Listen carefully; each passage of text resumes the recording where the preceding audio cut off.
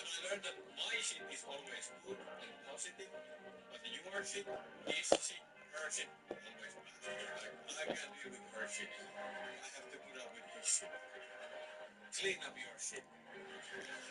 But don't touch my shit. I think the hardest word in America has to be the word shit. I thought it's easy, that I know what shit means. But it turns out I didn't know shit. I think it's the most complicated word. Like, how can it be if something is bad, it's shit? If something is really good, it's the shit. I had to study that shit. If I give up shit, then I care. And if I take shit, then the people take me. But if I take up shit, I take a shit. My shit is always good and positive, but your shit, his shit, her shit, always bad. I can't do.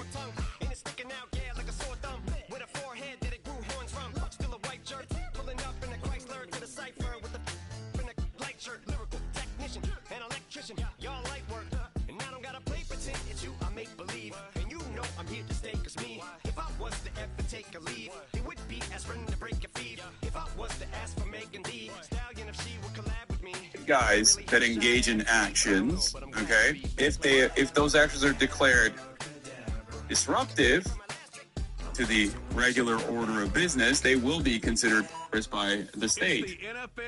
Luigi Mangione comes to mind. Buccaneers leader at quarterback. He's your top dog in the league this season. Let's get back to the Cybertruck investigation.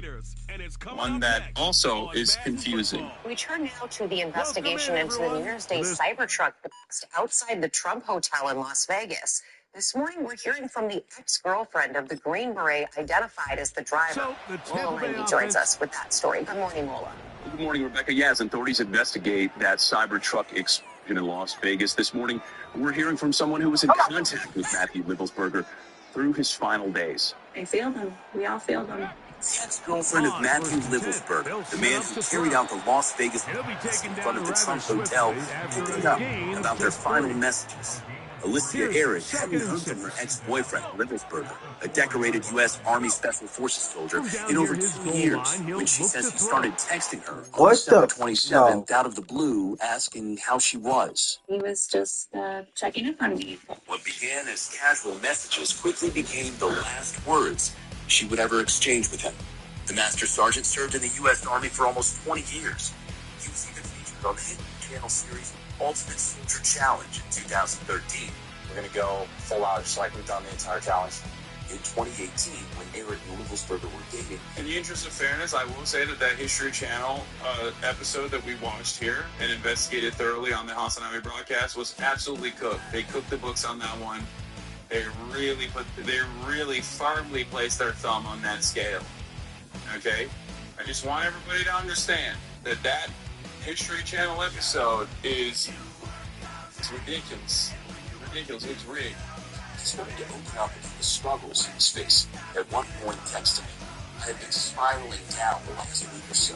Sometimes I get so hopeless and depressed. By far, the worst of my life. He was really open about challenges and the students he lost. December 29th, Livelsberger sent pictures of the Cybertruck event. He sent some pictures and he shared and felt like he was Batman or hero. It wasn't until 2 days later when the FBI contacted Eric that she found out what happened in Las Vegas. They started showing me the video of Cybertruck. My whole heart broke for him, but he was so broken that he got to that place. Struggling with why Livelsberger would take him home. She didn't say anything explicit that would trigger it, I guess. It was nearly 20 years of military service for some multiple combat deployments. The FBI describing the incident in Las Vegas as the media is so crazy. They're like, yo, this guy's so sick. It's not every day do you have an instance where you have like two military veterans both that toured Afghanistan do two separate like incidents, okay? the brown guy who converted to Islam is, explained in a very different way. Obviously, the circumstances are different because, like, Jabbar successfully carried out a killing 14 innocent civilians, whereas Matthew Lilsberger, holy shit, it was intense special forces. This guy also breaking his leg. I can't tell if it's hurt. It's just too much. Crazy. I already interviewed one person that directly won it's too real. God, you have to worry about Islamic reality. You wouldn't have the same concern. If you want to come on and talk about Matthew Leifesberger, please send them on stuff that you served this guy, and we'll have you on. If you want to talk about it, why not? You tell me we have door kickers in the audience. Yes. Vanilla, baby. I think people always killer, baby. 28 telling me I'm still a baby. I get love in Detroit like Skilla, baby. And the thing about your boy is I serve predominantly an American audience. It's the National Football League on EA Sports. It's not shocking at all. The American military, the Defense Department, is the second largest hiring body in the country.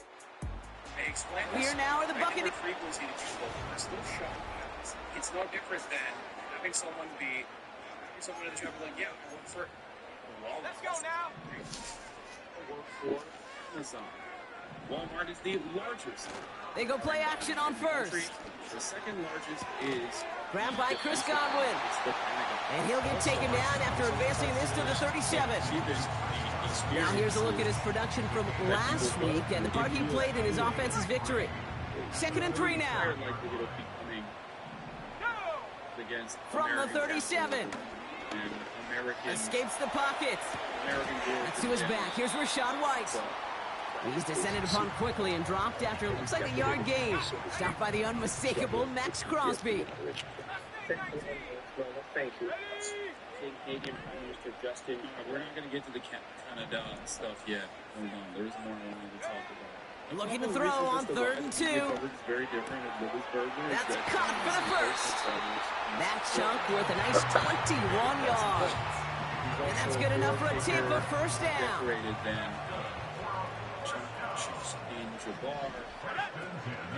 Again for the first time to Rachaad White, who swarms in the middle. This gets maybe a yard. Tracked down by Robert Spillane. They'll come to the line here, 2nd and 9. Here's a throw. Finds him over the middle. And he's tackled for a short gain. They come to the line here. This is 3rd and 6. Disruptive. Trying to throw here out of the gun. This ball's caught by Palmer. And he's brought down at about that 27-yard line. They'll come up 1st and 10.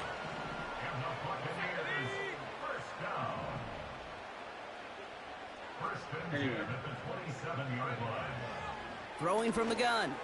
That's too far in front, and it's not going to be caught. Gonna have to wait a little longer for his first catch of the game. And now it's 2nd down. About 7 persons per year.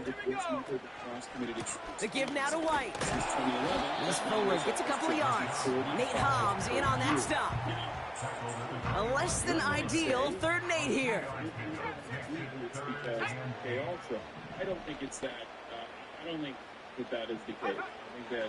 Shotgun snap, looking to throw. He's on the move. He'll make a bid for it on the ground. It's a 13-yard play, and that's enough for the first. It's one of those occasions when you're sitting in the pocket and you're just looking for that escape valve. And then when you get it, you get space to run, and you get a first down, that's a big bonus for the quarterback. From the pocket. Pocket isn't holding up. They're able to drop him. And a big play drives them backwards. 2nd down coming up.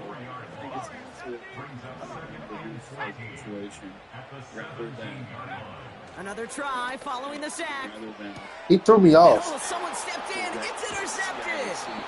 Robert Spillane has it. And the Raiders get the football as he makes his 3rd interception of this season. During your saying your ex-infantry is an immediate no-go because they're afraid you're going to kill Buccaneers, and they're also a lot of people trying to delay point of their lives. There are surprising amounts of people who treat military as their last resort. Yeah. How do we know he was a Trump supporter even in the end? If we were able to believe he was Trump post-up and still don't support him? I know. Interception last drive doesn't deter them. They're going right back to the air. Yeah. He was looking for Chris Godwin on that play. So it's second down coming up. Fakes the handoff, now to throw. He rolls to his right. Got for big yards on the right side. And he's going to get this up to the 45 before he's brought down. A new set of downs awaits him. Here's 1st and 10. Now looking to throw. Has him on the quick hitter. And this is through the midfield stripe and onto the Raiders' side of the field. After a good pickup, they've got 2nd and 4. Especially when Israel is a much similar move right there. Putting the tight end in motion. Were done by Vets, Texan, and done by 2nd and 4. Finds a seam down the middle. And they get this down roughly to the 34-yard line. He brings the offense up now for a 1st and 10. This right here is so insane that it is no different than still sticking with the passing game. This one's taken in by Otten. It looks like we can call it about 4 yards at the end. Trayvon Merrick there for the stop. The axis of evil speech, the famous axis of evil speech by Iran. Off the play fake, he'll throw. To the post 9/11 war on terror.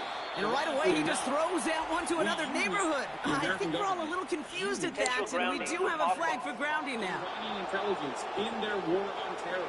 If you understand, well, I've always wanted to ask this, and this feels like the perfect moment, Brock. Is there ever a time where a quarterback feels intentional grounding is actually worth it?